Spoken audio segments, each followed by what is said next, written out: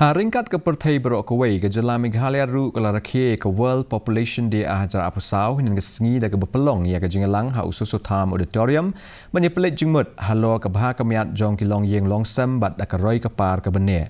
Ucaman ke Meghalaya State Health Advisory uba Melbourne AM ubalong ru ukongsan ha ke sengi ula kren sepang kiman. Kibe dai bat ke jingbun ki samla ki bepun khun hagarta ke badangret bat ke jingbun kilong yeng badon tang ke kemie ha ke jela. Ula banjur ru halo ke jing don kam ban pentikna ba ke jing kiu stat jong ke jing bun brieu kan ya ham bat ki jing don kam ba kentup ya ki marpo khandau bat ban pentikna ya ke lawai ke badap kerhai.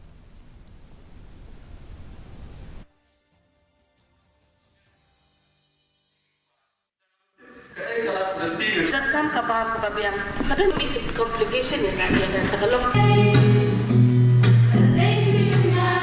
the growth of population, especially it has to be balanced with the growth of economy. It has to be balanced with environment. It has to be balanced with our day-to-day life. So it is a clear message through this program that as a society we have to be check and balance has to be there. We are a small community. We want to have more population, but it has to be check and balance.